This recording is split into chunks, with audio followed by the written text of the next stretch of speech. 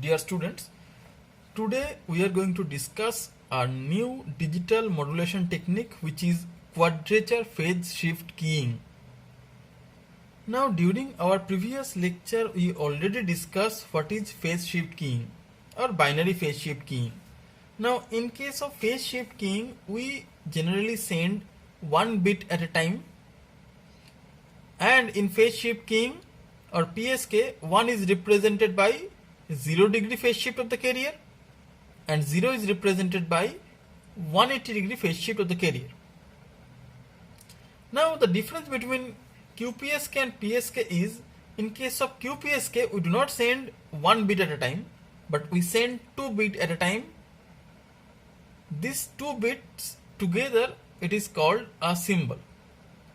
So this symbol can consist of 00, 01, 10 and 11. So there are 4 combinations. So as there are 4 combinations and this is a phase shift keying, so we need 4 different type of phases. That is why it is called quadrature phase shift keying. Another name for this quadrature phase shift keying is, it is also called, so QPSK is also called 4 PSK, as there are 4 type of phase shifts.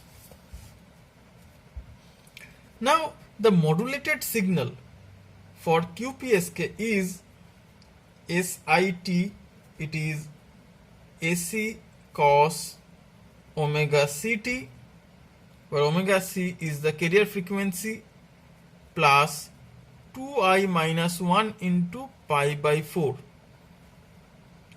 where the values of I varies from 1, 2, 3, 4. So as there are 4 type of phase shifts, so values of I are from 1, 2, 3, 4. Now if the values of I is 1, then the bit pattern is 1, 0 and the corresponding phase shift is, so if value of I is 1 means the value of phase shift is 2 into 1 minus 1, so that is 1 into pi by 4, so that is it is pi by 4 only. So if value of I is 2, then the combination is 0, 0, and if value of I is 2, that means 2 into 2 minus 1, that means this is 3 pi by 4. If value of I is 3, then it is 0, 1, and this is 5 pi by 4. If I equal to 4, then it is 1, 1, and the value is 7 pi by 4. So phase shift is 7 pi by 4. So these are the value of I, 1, 2, 3, 4, and these are the phase shifts, and these are the bit pattern corresponding to these phase shifts. So next I want to see the transmitter block diagram of QPSK. So transmitter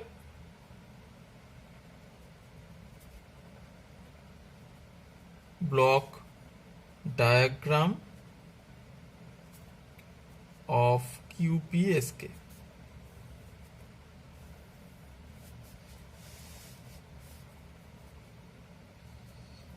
So first we have a binary incoming signal, so binary data.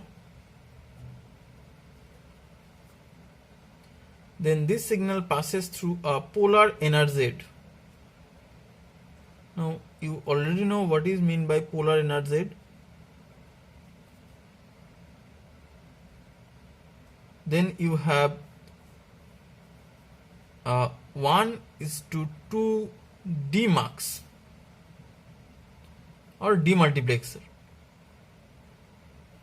which has 1 input and 2 output.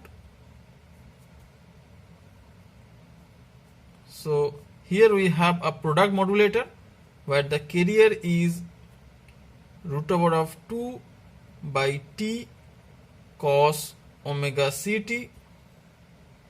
Here you have another product modulator and the carrier is root over of 2 by T sin omega CT.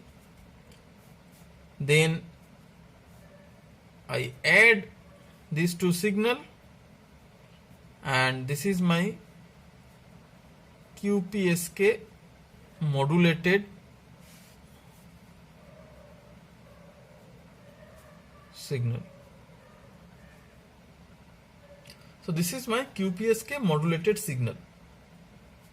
Now, during my previous classes, we already proved that there is a relationship between the energy of the signal and this AC. And we already proved that this AC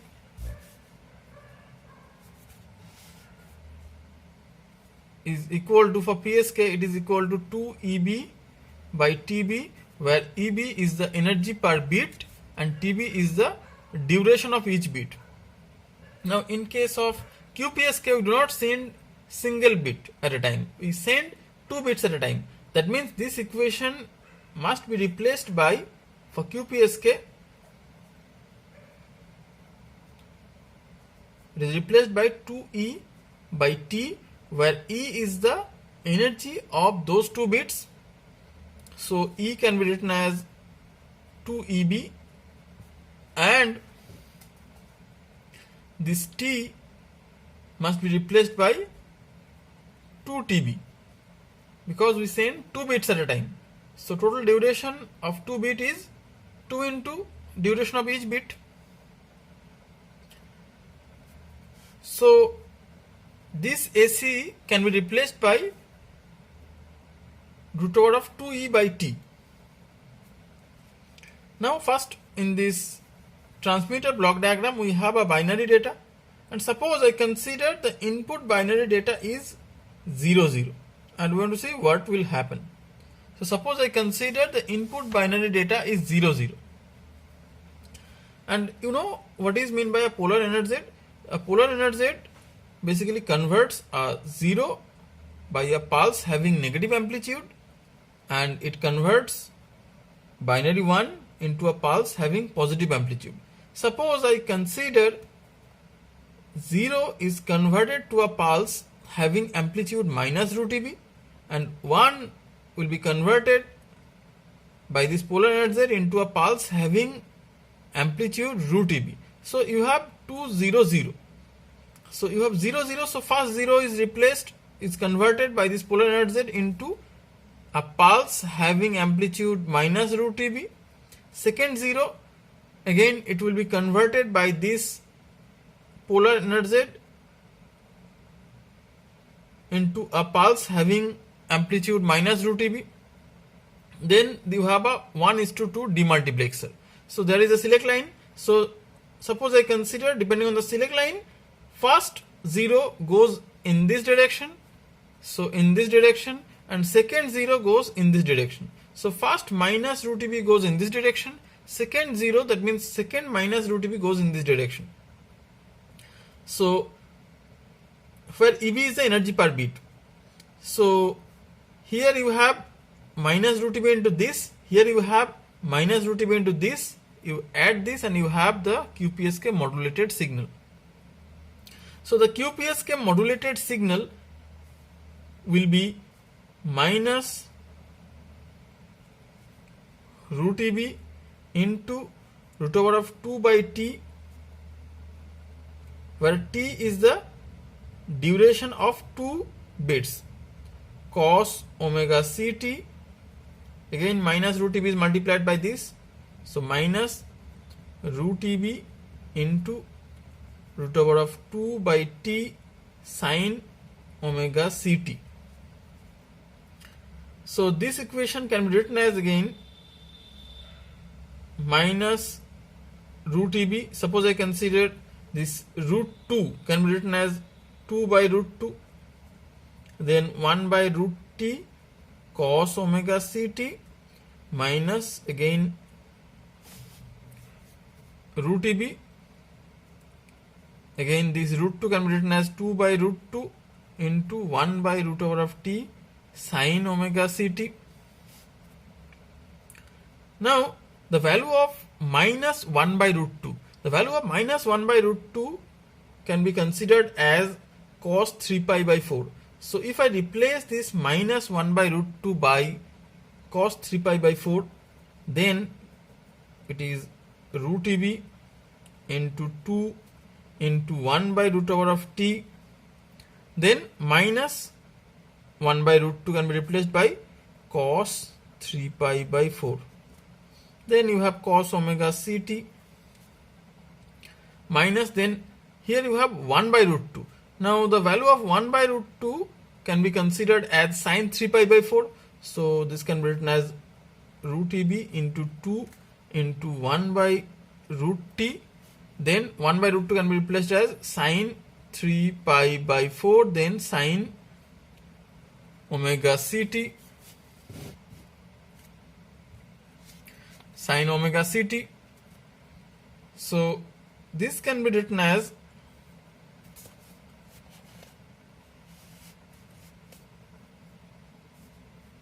so if I take common this 2 root EB by root t, 2 root EB by root over of t, then in bracket you have cos omega ct cos 3 pi by 4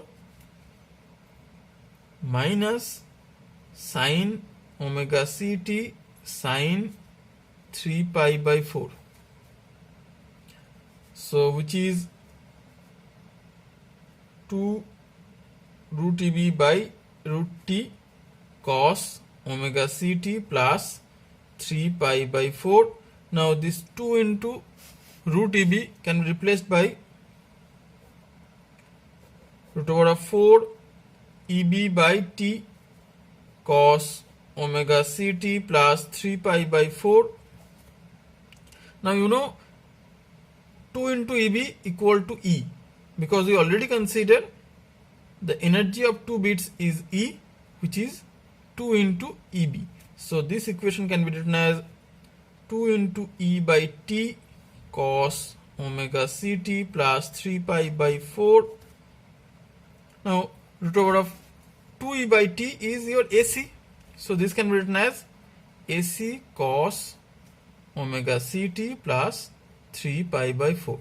So we have seen for 0, 0 there is a phase shift of 3 pi by 4. Similarly, you can prove if the incoming signal is 1, 0, you will get the phase shift of pi by 4. If the incoming signal is 0, 1, you will get the phase shift of 5 pi by 4. If it is 1, 1, you will get the phase shift of 7 pi by 4. So you can prove that. So this is the transmitter part. Now next